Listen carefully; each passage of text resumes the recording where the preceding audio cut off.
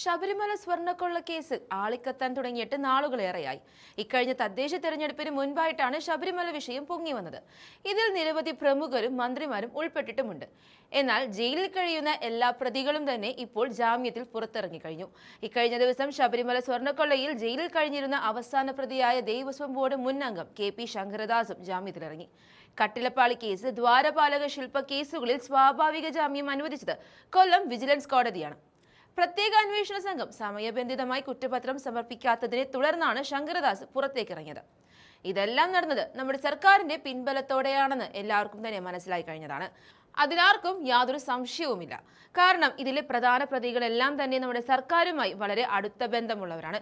നമ്മുടെ ഇടത് മന്ത്രിമാരുടെ ഒത്താശയോടെയാണ് അയ്യപ്പന്റെ സ്വർണം പ്രതികൾ കട്ടതെന്ന് ജനം മനസ്സിലാക്കി കഴിഞ്ഞു. അപ്പോൾ പിന്നെ പറയണ്ടല്ലോ, എന്ത് വില കൊടുത്തും സർക്കാർ വിഷയത്തിലെ പ്രതികളെ രക്ഷിക്കാനേ ശ്രമിക്കുകയുള്ളൂ. അല്ലെങ്കിൽ പെട്ടുപോകുന്നത് മന്ത്രിമാർ തന്നെയായിരിക്കും. എന്നാൽ ഇതിനു പിന്നാലെ വിഷയത്തിൽ ഇപ്പോൾ മറ്റൊരാക്ഷേപം കൂടി പുറത്തു വന്നിരിക്കുകയാണ്. അതായത് ശബരിമല സ്വർണ്ണക്കൊള്ളയിൽ ഇതുവരെയായിട്ടും അന്തിമ റിപ്പോർട്ട് സമർപ്പിച്ചിട്ടില്ല. 2 കുറ്റപത്രങ്ങളുടെയും കരട് തയ്യാറായിട്ടും അന്തിമ റിപ്പോർട്ട് വൈകുകയാണ് എന്നുള്ളതാണ് ആക്ഷേപം. ഇനി വൈകുകയാണോ അതോ മനഃപൂർവ്വം വൈകിപ്പിക്കുന്നതാണോ എന്നാണ് എല്ലാവരും ഒരുപോലെ സംശയിക്കുന്നത്.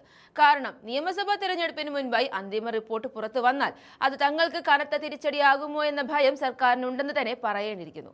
അതേസമയം അന്തിമ റിപ്പോർട്ട് കൂടാതെ ജംഷഡ്പൂരിലെ ലാബിലെ പരിശോധനാ ഫലം വാങ്ങുന്നതിലും കാലതാമസം നേരിടുന്നുണ്ട്.